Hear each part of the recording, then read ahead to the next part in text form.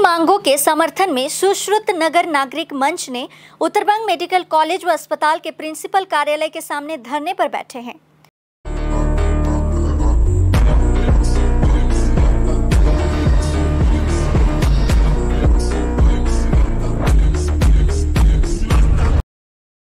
आज संगठन के सदस्यों ने प्रिंसिपल के माध्यम से मुख्यमंत्री को एक ज्ञापन सौंपा है।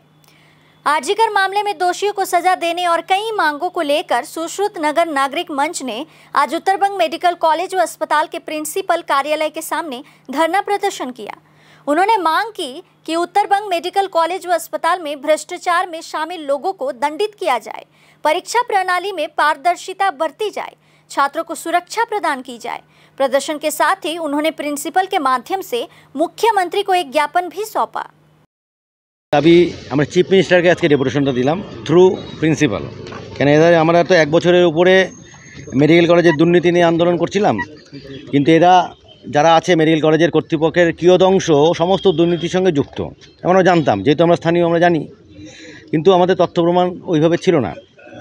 গত 4 তারিখে যে ঘটনা ঘটলো, ছাত্র এবং ডাক্তারদের আন্দোলনের চাপে ডিনের মুখ দিয়ে স্বীকার হলো যে মেডিকেল কলেজে দুর্নীতি হয়, তার মানে এটা প্রমাণিত।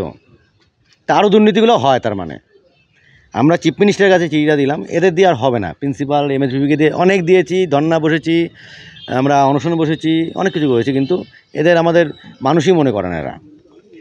তো এই নিয়ে আমরা দাবিগুলো যেগুলো দাবি নিয়ে আজকে দিলাম। ব্যাপার হচ্ছে আমরা জনগণ, আমাদের কাছে রাজ্যের চিফ অ্যাডমিনিস্ট্রেটর হচ্ছে মুখ্যমন্ত্রী, এবং উনি করেন কি না সেটাও দেখার আমাদের। এনারা করেনি, এখন উনি যেহেতু চিফ অ্যাডমিনিস্ট্রেটর, তার উপরে তার জায়গা নেই করার, তাহলে প্রধানমন্ত্রী করতে হবে। এরপরে 1 বছর উপরে হয়ে গেছে দুর্নীতি নিয়ে আমরা বলছি। মেডিকেল কলেজে নিয়োগ দুর্নীতি, আমাদের রোগী কল্যাণ সমিতির চেয়ারম্যান গৌতম দেব তার একটা মিটিংয়ে বলেছিল যে রোগী কল্যাণ নিয়োগ দুর্নীতি নিয়ে 2 কোটি টাকার ঘাপলা হচ্ছে, এই ভাষা ইউজ করেছে, এই ভাষায়। উনি জানে, জিজ্ঞেস করলে বলতে পারবে উনি, হয়তো ওনাকে আবার জিজ্ঞেস করলে। তাহলে উনি যখন স্বীকার করছে তার দুর্নীতি হচ্ছে, কিন্তু মানে এরা কারা যুক্ত? শুধু ঠিকাদারের নাম দেয়, ঠিকাদার যুক্ত, তার সঙ্গে মেডিকেল কলেজে অনেক কর্মচারী যুক্ত। এই ভাগটা বড় টাকা, 2 কোটি টাকা বলেছে। যদি ধরলাম 1 কোটিও হয়, অনেক টাকা। একজনের থেকে 1 লাখ 1.5 লাখ নেওয়া হয়। আর কোভিড যোদ্ধাদের, যাদের নাকি কোভিডের সময় কাজ করানো হয়েছিল, যারা সারা পৃথিবী যখন ঘুমিয়েছিল, যখন এই মেয়েরা ছেলেরা 10,000 টাকার বিনিময়ের জন্য নিজের জীবনের ঝুঁকি নিয়ে কাজ করেছে, তাদেরকে কী করা হয়েছে?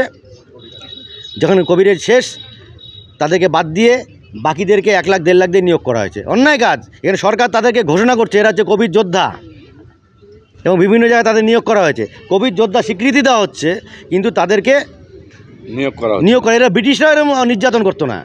আমাদের বর্তমানে যে সিস্টেম, এই যে ব্রিটিশরা এরকম নির্যাতন করতো না, এরা যা নির্যাতন করে। দেব করে 1 বছর 1.5 বছর হয়ে গেছে। এদের কী যে দেখলো, সবাই ভাগ খায়, তো দেখবে কেমন করে? আমাদের দাবি, একদম দাবি, সারা ভারতবর্ষের সঙ্গে, পশ্চিমবঙ্গের সঙ্গে, সারা পৃথিবীর সঙ্গে আমাদের দাবি যে আরজিকর কাণ্ডের মূল অভিযুক্ত যারা মাথা, তাদেরকে উপযুক্ত শাস্তি লাগবে, এবং তার জন্য সরকারকে সহযোগিতা করতে হবে, তদন্তে সহযোগিতা করতে হবে, সিবিআইকে করতে হবে, যারাই যুক্ত তদন্ত সংস্থা যারাই আছে তাদেরকে উপযুক্ত তদন্তের মাধ্যমে চিকিৎসা করতে হবে, দোষীদের সাব্যস্ত করে তাদের শাস্তি প্রদান করতে হবে। ছাড়লাম সমস্ত দুর্নীতি, টেন্ডারে দুর্নীতি, পরীক্ষাতে আমার কাছে ডকুমেন্ট আছে, এই যে আপনার হাউস স্টাফশিপে যারা আছে তাদেরকে মেধা ভিত্তিতে যে লিস্ট হয়, কোথায় কে যাবে, ওখানেও পয়সা নিয়ে নাম্বার সিট করা হয় হাউস স্টাফ যারা হয়ে যায়। কেন? এখানে যেহেতু পরীক্ষা এখানে হয়, এইচওডি এখানকার, এরা নিয়ন্ত্রণ করে ছাত্ররা ভয় পায় আমার পরীক্ষা ফেল করিয়ে দেবে।